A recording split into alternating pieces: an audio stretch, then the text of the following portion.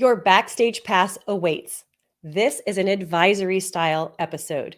It means that I'm abandoning the typical interview format to deep dive into a challenge faced by my guest in their own business. It's your chance to peek behind the curtain and see how key decisions around growth and scaling really get made.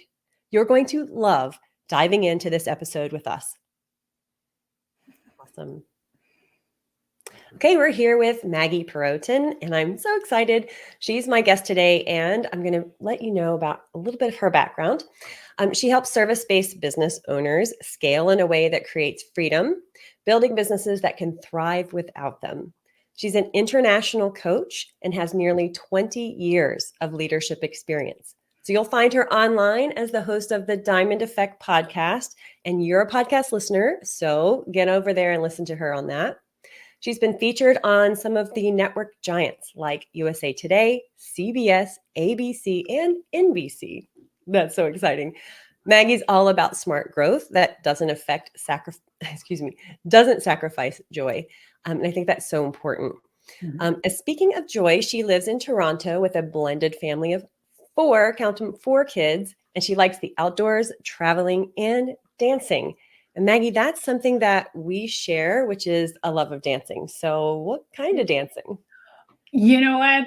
Any, but I used to do. So I'm an immigrant to Canada. I'm originally Polish. So for many, many years, I was doing this like folk dance in a group in high school, and we sort of traveled with it. And we did a bit of contemporary, but it wasn't at the level that I see my daughter doing now, right? But ultimately, any dance. I've done a little bit of lessons of, Latino dance and ballroom dance, but anything, I think dance is amazing in a way brings you joy and you can express yourself. And I love it. Yeah, that's one of my favorite things. I started ballet as an adult. I was young though, like 18, but still. I did ballet and jazz and hip hop and tap and breakdancing and anything I could get my hands on and get into a class. And it was my outlet. So I totally get wanting to dance and using that as what a great outlet for creativity. And 100%. yeah, there's just so much to it. Travel or productions, you learn a lot that you don't expect to learn about yourself. Yeah. So, yeah, we definitely share that. Awesome. All right. So we're going to begin. This is a different kind of podcast episode that you may be listening to differently. So instead of doing a business interview style, we are going to be an advisory board, mastermind, or thought partnership kind of episode where we're going to bounce this idea off of each other. And we're listening in on Maggie's business and her growth edges, things that she's considering in her own business. So Maggie, will you begin with the context of where your business is today and what the purpose of the business is? Yeah. So the purpose of the business, let's start with that. And my mission is really to empower business owners, predominantly service-based business owners, to think differently about their business and grow it in a way that's sustainable. There's so many business owners that hustle or they think that they have to, and they're working 24/7 in it thinking, I have this business, I love what I'm doing, and I need to be in it 24/7, where they miss out on living the personal part of their life.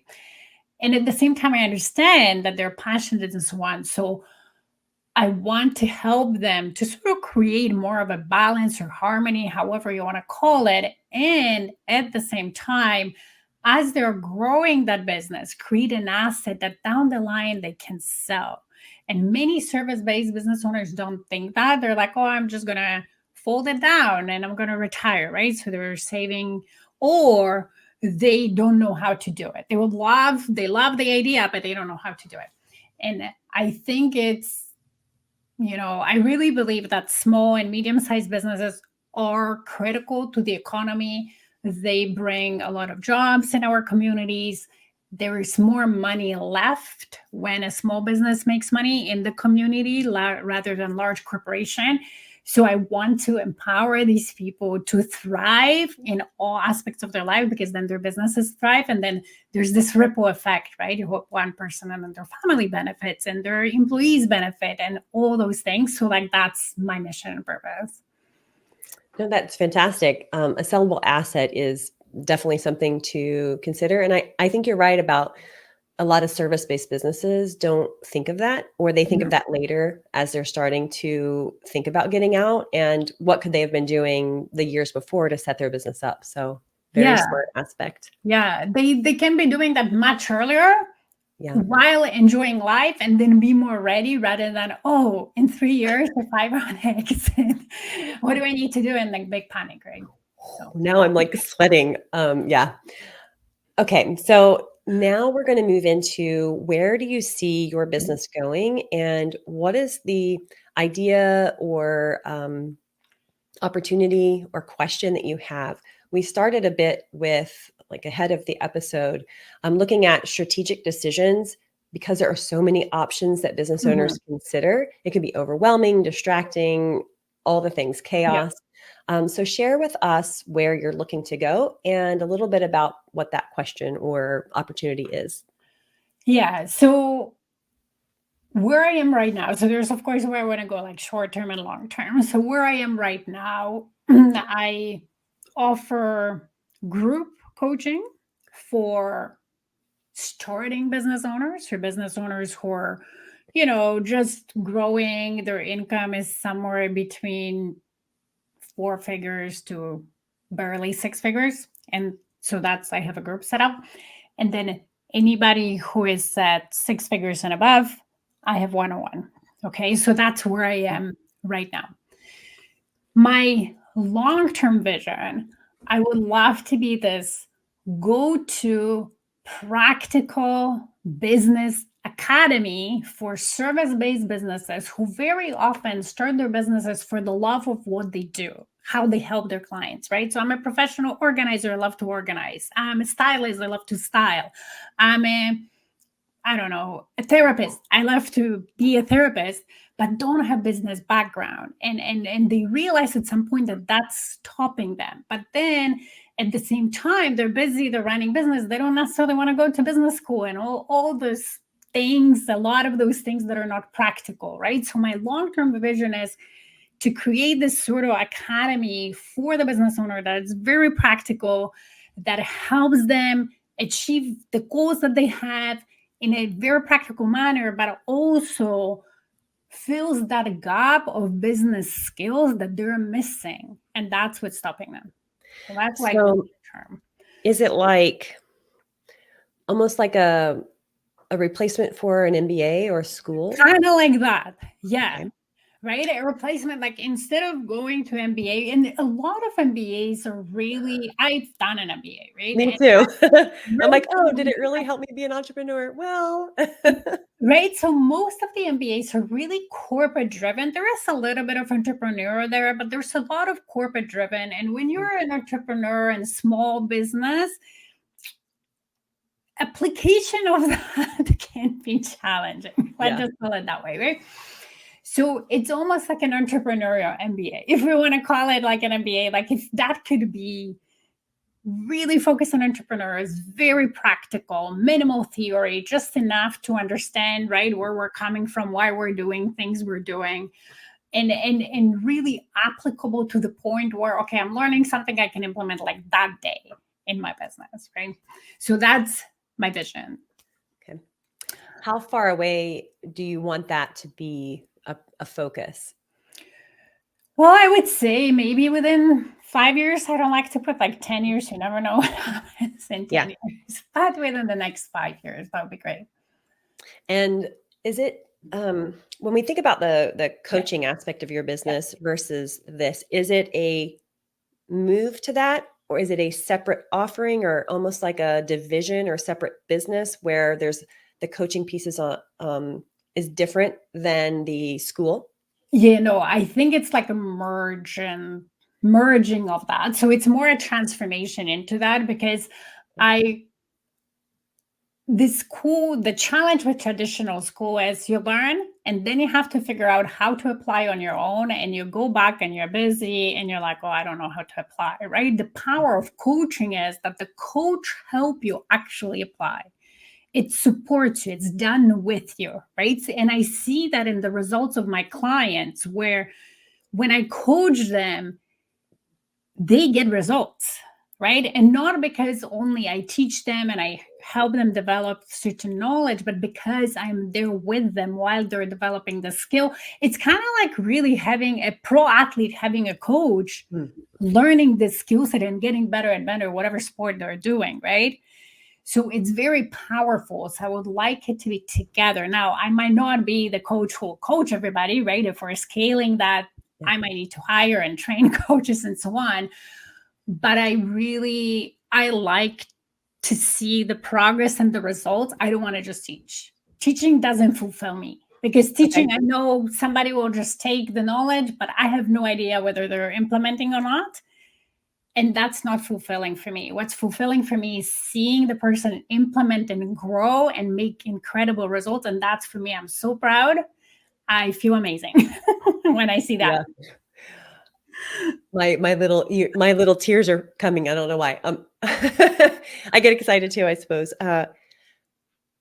Do you see, in the work that you're doing with your clients now, do you see that you're already sharing some of this knowledge naturally in the way that you coach them? Is it an evolution?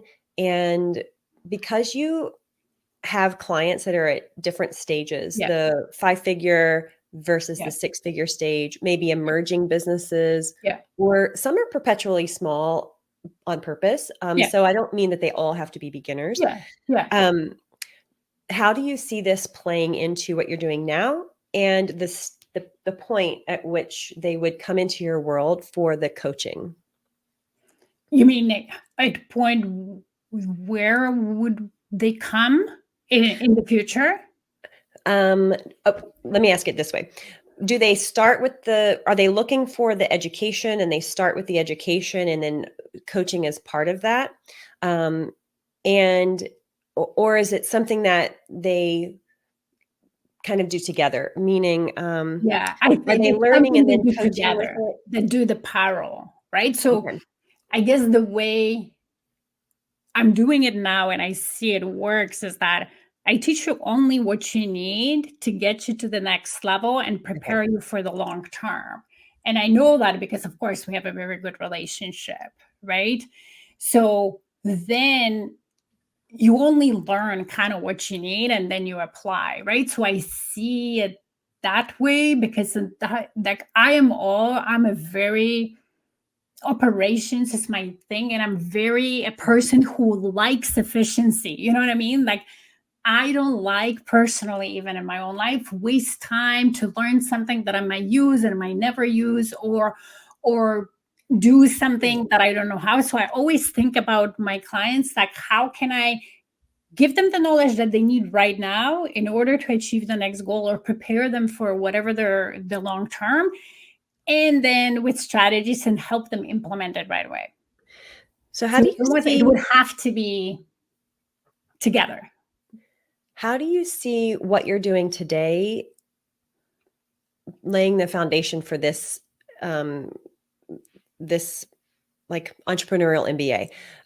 Is it just that you want to codify and make it repeatable, what you're already teaching, or is this new curriculum that you want to kind of put your brain on? So I would say, it's a great question. I think, like, if I went to that, let's just call it academy, right? Or entrepreneur MBA, and I wanted to help entrepreneurs at different stages, then with my current group, I'm almost there in a way where I know what I need to codify. I haven't fully done it. And that's like, I've been thinking about the short-term goal of maybe starting that next year, and then kind of having that curriculum and support. Whereas with my one-on-one, I think I would still need a little bit more runway with the one-on-one clients to determine how would I codify, would it have to be, because right now I have a big span of clients from like early 6 figures to 7 figures, right? So like their challenges are different. So that would definitely require more work in thinking about, do I need to break it down in certain stages of their growth, right? Certain Mhm. sizes, and how it would look like. But yeah, like that, codifying that, creating a system that then helps people learn faster, and then helps me, let's say, train the coaches to understand it and then support people in implementing that. For sure. So cool that you said stages, because as you were talking right before this, I wrote down stages of business, Mhm. stages of size, like what applies to different ones. So totally on the same page. Um, I I want to check in. Yeah. Um, have you thought a lot about this yet, or is this kind of a first brainstorm for this particular idea? I think it's a first brainstorm. Excellent. I've had this vision, like, but it's been very distant, and I think it's the first brainstorm that I'm doing with you for that long-term idea, which is kind of cool. It's so cool. That's my favorite point. I love it. So, yeah, I get excited. Are you starting to see things sort of come together? Yeah. Yeah. I definitely see now, is because the way I've been thinking short term for it is like, okay, I I have an idea to let's just call it codify the group. And then I'm like, oh, I'm still 101, but at some point maybe I want to do a mastermind, but it's been separate, right? Whereas now, as we're talking, I'm like, no, no, no, this is actually together. Now, of course, within that, there might be different offers, right? Depending on the stage of the business, the client that's coming in. But now I see it more holistically together rather than these two separate routes. Yeah, that's important. If you guys see me, if you're on the video version of this on YouTube and you see me looking down a lot, I think by writing words. So that's what I'm doing. All right, so I think we have a really interesting revelation here, which is that it's no longer a separate thing that Mhm. you're designing, Mhm. you're in building. It's now what you're already doing. Now the next step really in that, the way I see it, and tell me if you agree, is deciding, almost deciding where you want to start with the stages or levels. It's getting Yeah, that outline, almost like a book outline, but you're building an encyclopedia set, right? yeah. Which book of that set what does the set look like? What is the flow chart or whatever? Where do I start? And because you have such a disparate group of folks that you work with, I wonder, what would it be like if you were to pick your favorite stage of the current Mhm. clients that you have, concentrate on doing some lead gen of that particular stage to get a Mhm. more of a mass for that. I don't mean like 50,000 people, Yeah, but yeah, yeah. a Yeah, I mass, get it. Yeah. and kind of playing with that group with doing this. How does that feel? Yeah. No, that it's actually great suggestion. It is a great suggestion. Because you're right. Sometimes when you're spread too many different stages, then it's great for me because I love variety. Like, I'm a Sagittarius, I love variety, but I don't think, as you say, it's not great in concentrating certain stage to quickly see the patterns and say, oh, this is how my academy would work, right? So Mhm. for that Yeah. stage, this would be that book, right? So I Yeah. agree with you. That's actually a pretty good idea to do it at those stages. It it it would it's almost like it can be very overwhelming to be Yeah, like, oh, I have to create this whole big new thing, yeah, when yeah, really you could be creating it now as you go. mhm, And talk about sellable asset. yeah, Even if yeah, you were just to build one book of that whole stage, yeah, if you were to concentrate on just one stage of your business and get that to a point wherever you would be in the, I guess, the life cycle of mhm, almost like education evolution of an entrepreneur. mhm, You could start mhm, early on, you could go in the middle, you could go in the end. yeah, yeah, And with what you do with selling, or not with selling necessarily, but just posing the idea to service business owners. Have you thought about selling your business? Have you thought about building it as an asset? Do you even know where to start? Like that could be where you begin your curriculum. It could also be emerging businesses and purposefully helping emerging businesses that know that they want that as their endpoint. What does it look like to start with that end in mind? And then as they get there, build that curriculum. There's so many places you could start. Like I have chills.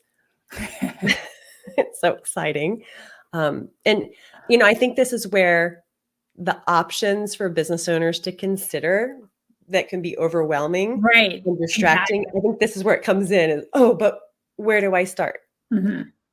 So first, how did that land? And second, if that is kind of what you're thinking, where would you start? Where would you want to start? Where is your heart kind of pulling you? Yeah. So see, that's the thing. Where do I start? I definitely love it. So I think I don't know if I would want to start in the beginning, emerging businesses, because I do, not that I don't know, I actually know a lot about that. But I don't think many businesses, especially service-based, start that thinking like, oh yeah, I just want to grow it and sell it. I think that realization potentially comes later if it comes. And just based on my experience working with them. Yeah. So I think a good start would be in that stage where they either are about to start hiring a team or they have a very small 3 to 5 people team. So they're gaining some momentum, right? They've gained some momentum and now they're realizing, okay, I'm still involved in every aspect of my business. Like business cannot run without me. I am ambitious. I want to grow it, but now I'm scared because I think it means more time, more work, which I don't have. And then I feel stuck in that. I don't know how. And then very often at that point, they realize, yeah, there's some gaps in my skill set. Like there is some things that I don't have. Yeah. And this is a great point to actually start setting your business as an asset. This is a great start to start systemizing, putting the processes in place, creating the culture, because you don't have a big team yet. This is, you can start hiring and so on. So I think that's a great point to even give them the idea. You can actually, through system and processes, not just like improve the quality of your business and allow it to scale, but and live a life as well. But also that can lead to you being able to sell it on the line if you want it.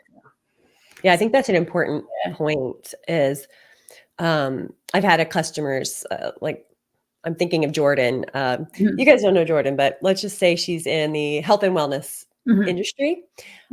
She's at a point in her business where she is looking to grow. She has a great life.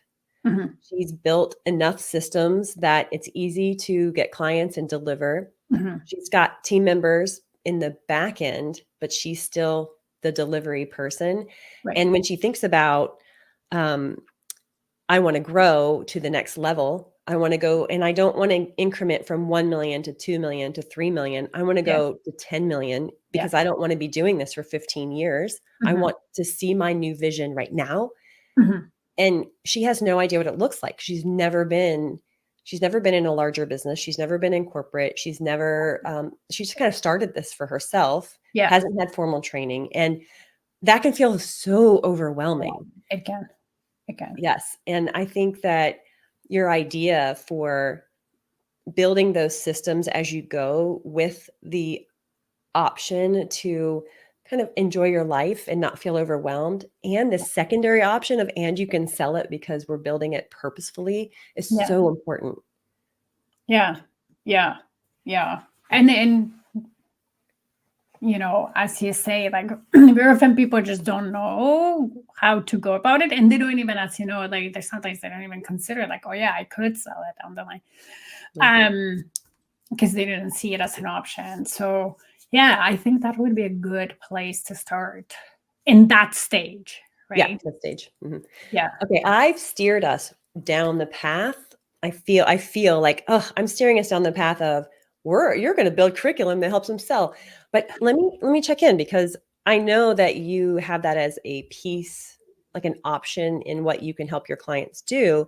But I don't want to be influencing you in your thought in this pattern, because it's just forming that's what your curriculum is going to be on. So I want to take a step back personally and say, okay, how does it feel with where you're going now, and what is it looking like? Like, what do you think about your next step, so to speak? So next step, like in that area, right? Like just what we discussed. Yeah. So next step, I would go into like brainstorm. Not that we haven't brainstormed, but actually I like to like talk things through and then go back on my own and sort of write things out. Mm-hmm. What it would look like, narrow down the stage, what they would need, and so on. And then short term decide, like as you say, okay, maybe I just create an offer, whether it's a one-on-one and so on, for that particular niche, Oh, and yeah. just focus on that to bring people in, to sort of start working with them, see the patterns, see the components of that one book. Encyclopedia. I like that analogy. Even if it's just next year, right? Doing it for next year. And then from there go, okay, now we're creating that first part of the academy with all that Yeah. data, all that, knowledge, and then turn the one-on-one into the first part of the academy, I guess. That's what I'm thinking. Yes. We talked about a lot. I want to invite you to take a breath with me for a moment. Just like, just kind of let that out. If you were to reflect on the end state of this academy, Yeah. what outcome, direction, or curriculum comes to mind as the most exciting?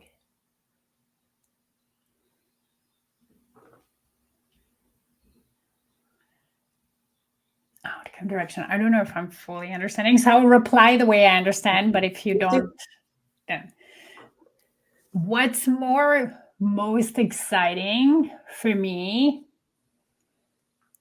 is, that can be very, okay, I would just say it the way I think. Like, what's most exciting to me, seeing a large number of people in a room growing, having success, like truly. So, and just saying like, hey, I am helping them do that through my team, right? Because at this point, I'm not doing everything alone and I'm not delivering everything alone, but we're helping them succeed. We're actually empowering them to do what they want in a way that maybe they didn't think was possible. I wonder, because we're talking about a set of books, if you have this entry point, like here's where they are in their business. Yeah. You were very clearly articulated that. Yeah. And here are some possible paths that they could choose to go down. Yeah. Directions. And the general path of everyone coming in is scaling. Yeah. Growing in a way that allows them to not be the only one delivering or or pressure or no, I've lost my train of thought. But anyway, they're all coming in, going down this path. Yeah. And then they kind of diverge into their interest. I'm interested in staying the course and selling. I'm interested in succession through my family. Like, I want to hand my business down to the next generation.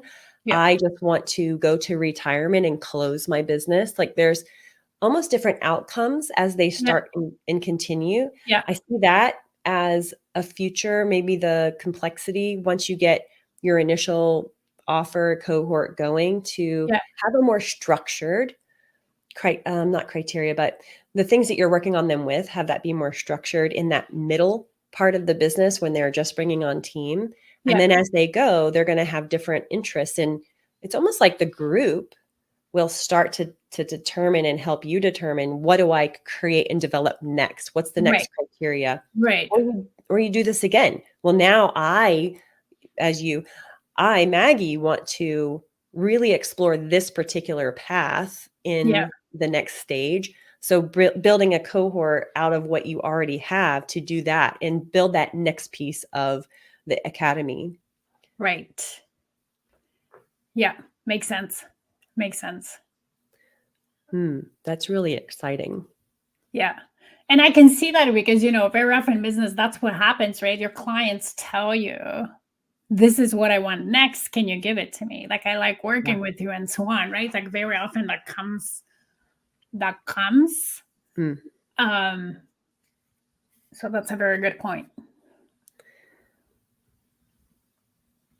All right. So we have here so far, we have some revelations. It's not a separate business divide. You can do Mhm. it with your current business, like start to Yeah. create this academy curriculum. You've noticed that you don't want to start at the very beginning emerging businesses because they don't really have the idea for scaling. They don't have a need for it. And you really bring a strength there with your Mhm. operations, Mhm. the way you think about operations, efficiency, improving things in the business, in the back end, and even in the front end of the Mhm. business. Mhm. And we haven't even touched on team. I know you help people with teams. Yeah. So bringing that piece into it and your experience there gives you that starting point. And then um, even your next step, which it might be brainstorming, but I think Mhm. that brainstorming is really about getting that group and that offer together and Yeah. seeing if that sales, like seeing how that feels and being very intentional about what you want to do with that group, which, yes, you do group coaching now, but Yeah. instead of divergent Yeah. Yeah. stages, you have Yeah. a Just, solo stage. yeah. Yeah. Um, what do you think about that? Yeah. Yeah, you're right. It's brainstorming. I agree. Brainstorming would be more on the offer, that initial offer, what it would look like, and then going and testing it. Yeah. Yeah. Do you feel how it's different, the brainstorming activity or next step now versus earlier? Yeah. Does it Yeah. feel any different? It does feel like it's more, focused. Yeah, I find that we're all creative. And when someone says, "You're creative, bring your creativity to work." And I'm like, "Yeah, I have no idea what that means." But if you can give your creativity a box, almost like a container, Mhm. and say, "I want you to unleash yourself around this particular thing," whether it's a Yes. problem to solve or a focus. Yeah. Wow. I mean, amazing things can happen. It's true. It's true. Yeah. And constrained, and it's proven, right? Scientific, that constrained Mm. helps creativity. Right? When you constrain yourself rather than let yourself loose on everything that you could be doing and all the ideas, when you constrain that to whatever it's important to you, to whatever Mm. you decide, that actually helps creativity. Yeah, I think so too. Because it gives you something to focus. It gives your brain Yeah. a problem to solve Yeah. Yeah. versus enjoying life as things come into your viewpoint. Yeah. Yeah. Um, Yeah. have you ever had an idea where it feels like it's almost like a butterfly that comes into your peripheral vision and escapes everyone's, and you're trying to get work done, and this stupid thing keeps bothering you, Yeah. but it really is something that if you turn and pay attention to it. Like, have you ever had that happen to you? Oh yeah. Yeah. I have. I can't think of the specific example, but I usually write it down. I actually wait here. Yep. There was an idea. What was it? Oh, okay. So that was just more of a strategy, tactical idea for next year. Like, oh, what if I do this type of thing? Right. So I usually write it down and I let it set. Um, and then like with this one, because it's a more of a tactical idea for next year, I will go back to it when I do a bit of planning for next year, strategic planning, because that's at least it will allow me to consider the idea. Because sometimes Mm, like we have, oh, let's get distracted, right? I would chase this idea in front of like, no.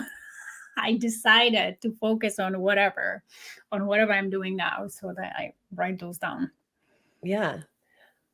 I I like that. I know you have a so at the time of this recording, we're coming to the end of the year. We're in October, and Maggie is going to be playing with an idea of doing a public vision board fun co-working.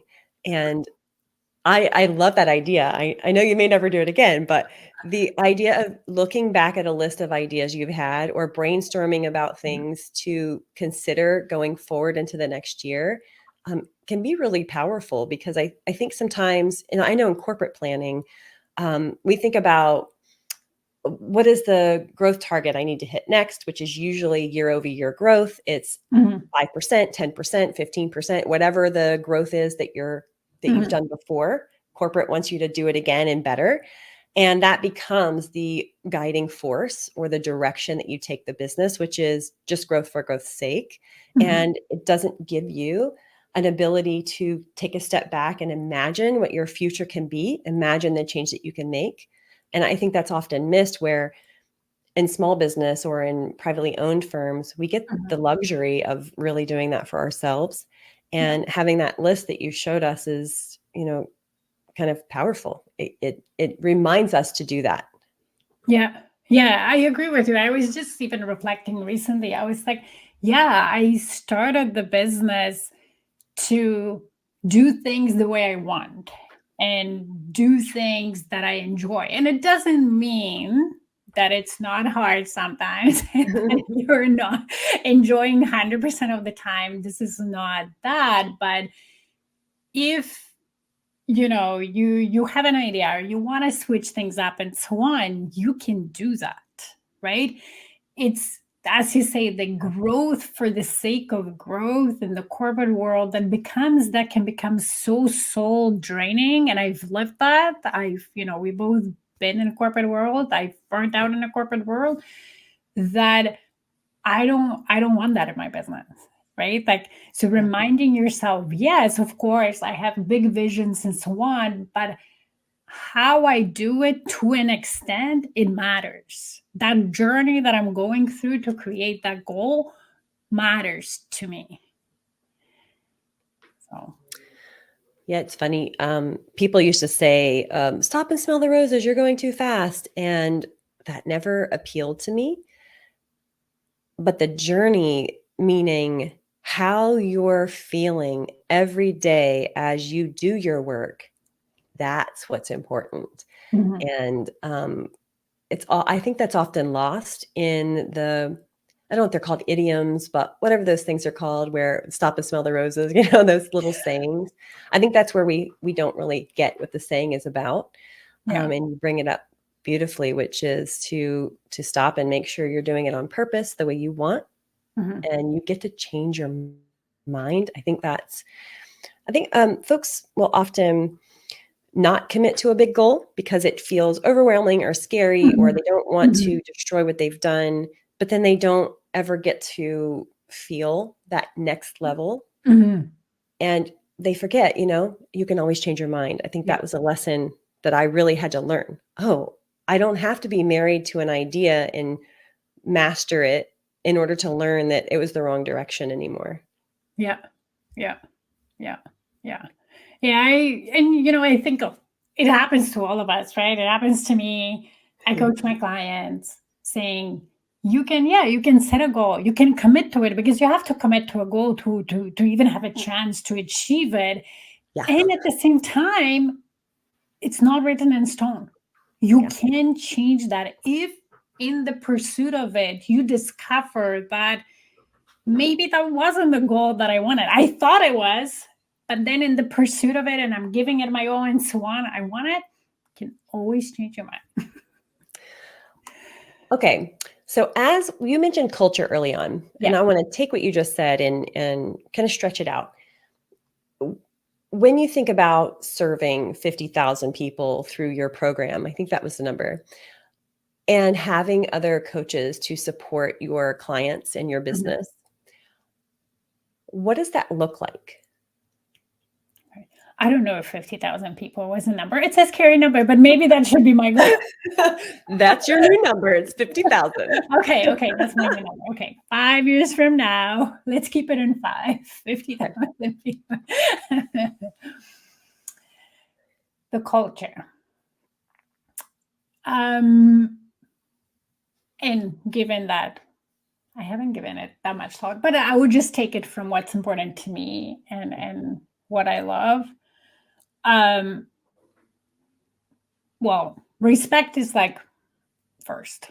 Okay, so that's always respect of the other human being, of their goals and what they want, and their ideas, their innovation, and that comes towards the clients, but also towards my own team members. Like I always loved, in my own corporate world, to help my team members like bring their ideas, bring their things to what they thought was good. And I always was surprised what amazing ideas they would come up with. Where he's like, oh, that's so good. I never thought of it.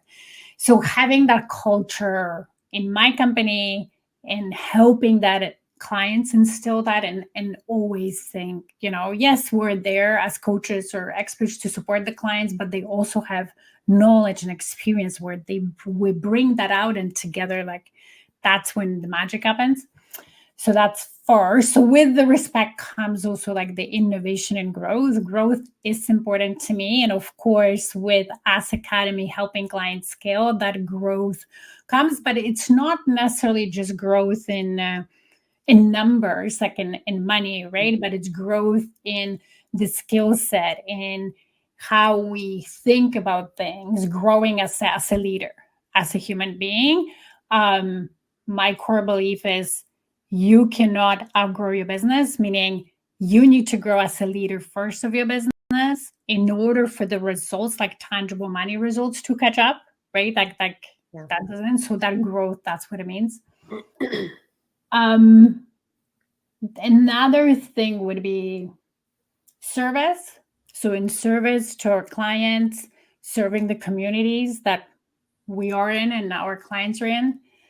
So service, giving back. I find myself very lucky throughout my life, and I always been grateful to people who helped me and so on. We're never achieving anything alone. So there's that giving back and service. And fun. And fun, having fun. Because business can, like, we get so, especially when we're ambitious and highly achieving, right? Which I am, and my clients are, I'm sure, Tori, you are as well. Mm-hmm. So we can lose sight of it, and we can be so focused on like achieving the goals, achieving a goal, that we forget to pause and smell the roses, or even laugh and have fun as we go. So not forgetting that, having fun would be How do important. you, as you think about like the values that you're instilling, how do you see your role evolving? And maybe we take that 5-year view first and then pull it back to a year from now. A year from now. So are you still delivering I'm to the definitely client? delivering, but not 100%. Mm-hmm. So I would start bringing and figuring out, what type of support and other coaches would I need to deliver. So I am involved. A year from now, realistically, I'd probably be majority of it involved, but with support. I mean, if you go out to that final kind Yeah. of vision where you have the team, Yeah. how do you, I can see that you would, it seems like you'd be now their coach, investing in the coaches that and their evolution as leaders in your company. Yes. So But then they can support the clients. some people, that's the role they want to have. That's their nurturing role. That's where their coaching takes them. And other folks want to hire that in, and they see themselves still creating curriculum or being in touch with a subset of their clients, or even still, others want to kind of live beyond or work beyond their business, which is thought leadership, being the head of a nonprofit, or really focusing on a charitable contribution, or starting another business. Maybe it's their second or fifth. So there's so many different ways that you can grow in your role. Which of those, or something I didn't mention, feels like a right fit for you? Right now, and that might change, talking about changing your mind, you never know. Yes. But right now, definitely I see myself empowering my team members to help the clients. If anything, still developing like thought leadership together, brainstorming on curriculums, being involved in one way or another. I don't know to what extent, but that. And if anything, like I have this, definitely I would love to do some events, whether it's once a year, whether it's things. So like being involved in that and maybe participating, being a little bit more with the clients, maybe during the events, maybe not in like the day to day. So that's where I'm seeing myself right now. I might have ideas 5 years down the line, but for now, Yes. For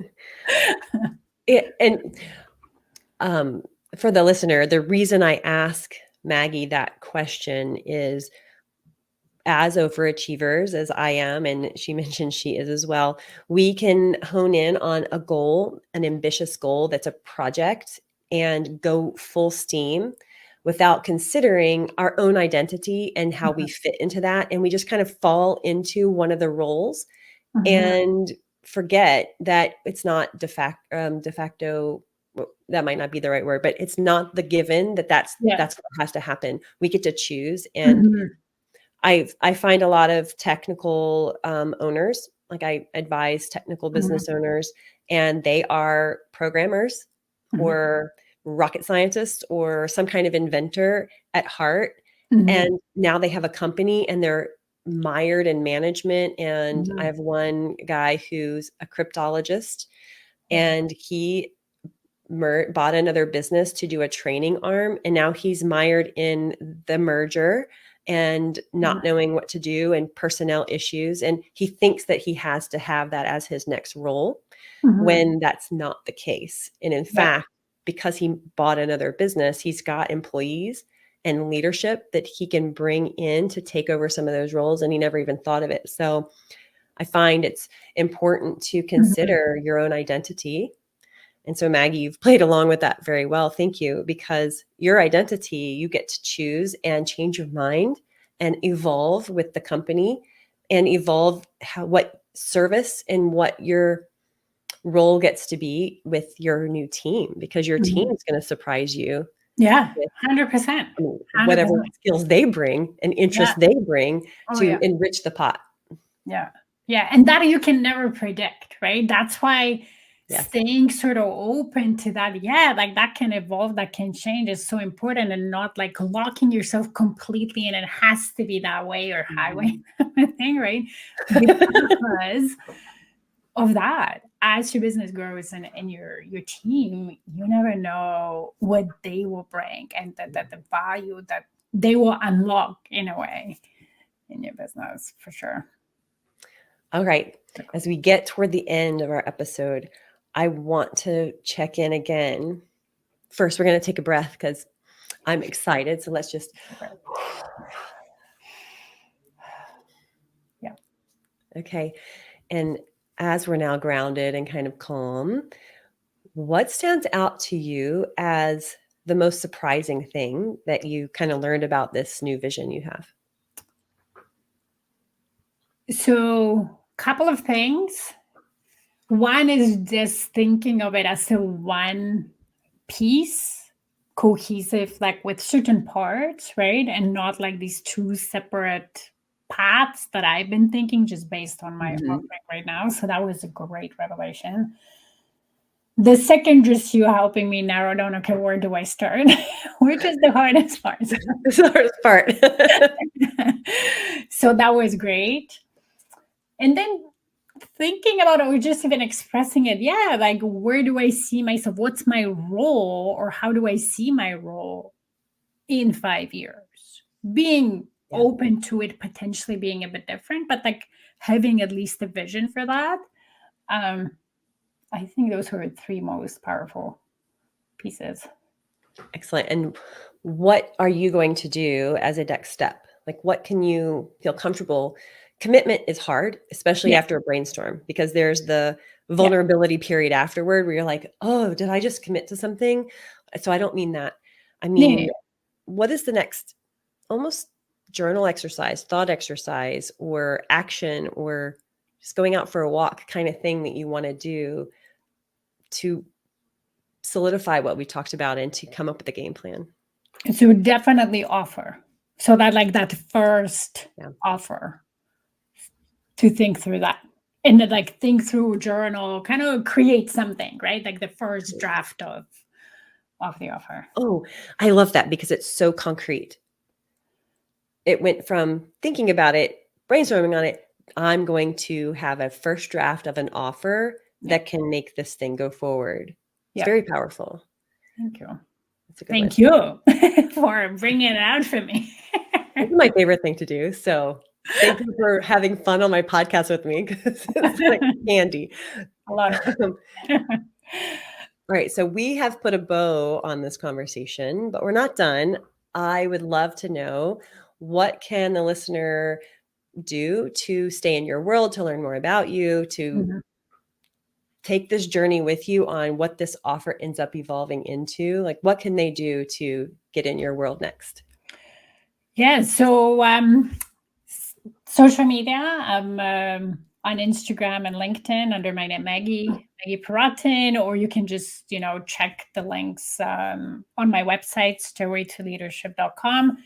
I will probably talk about it in my podcast, so you can tag along in my podcast.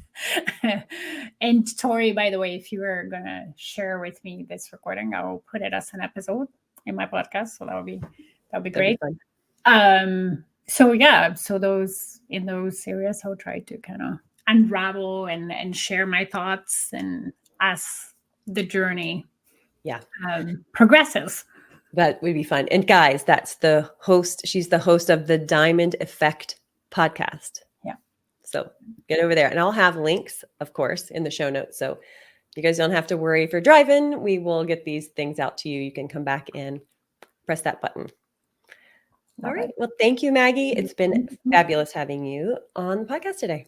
Yeah, thank you, Tori, for having me. It was a lot of fun. I appreciate it. I didn't know what to expect, but I have to say I had a lot of fun. It's an experiment, as always. I'm always doing experiments, so it was awesome. It was awesome. Thanks. So this episode took us down an unexpected avenue. I didn't think we would end up where we did with Maggie, because as you think about building that sellable asset in your business, I guess my takeaway for you is not to worry if you didn't plan it that way from the start. There's not this late period where, oh, I didn't plan it from the start, so I'll never be able to do it. I think sometimes we can feel really bogged down in our businesses, and we start to think there's no way to make a change or pivot or even to clean up what you already have, because as you're kind of working through it, it can be a daunting process to think about all the work that you have to document and codify and put into a process that can be repeatable and trained to other people. But remember that not every buyer wants a complete system. That buyer might want your list, or they may want to understand a particular avenue of your business, or they might want to open up in a location where you've expanded to, or a whole region. There are so many different growth levers that you can pull. Even licensing materials that you create through your business is a form of growth and can become that IP basis for your sellability in your business. When we look at Maggie, she wanted to create this legacy type of event in her business to bring in other coaches and to have a methodology and to really codify what she does in her work and her work with her clients, and create this university type of atmosphere to train other coaches on her methodology. And that has so many different pathways, both into that model and out of that model, who the clients are that she's going to be serving through that. And we looked at the different levels. Can you think about different levels of clients within your own business? And it could be that they're at particular points within their journey in their own company or their own life. It could also mean that they're going after different types of work. So it doesn't have to be a maturity kind of model for you to have segments of your own clients. So take a look at what you want to, I guess the path and the avenue that you want. Is sellable, building a sellable asset, something that you're even interested in? Do you plan to maintain equity in your company even after you do a succession plan or an exit? These are all the kinds of concepts that you can work with and you could get an advisor's help with. Those are some of the things that I do. Maggie also coaches in leadership coaching, and there are so many different avenues for help to think through these ideas and to not only think through the idea, but helping making those big decisions and building a game plan as you go forward, and then support through the execution to make sure that the actions and the further decisions that you are creating align with that bigger vision. Because so often the entrepreneur can fall back into those old habits and kind of lose track of that momentum that they were going for. All right, I will talk to you in another episode.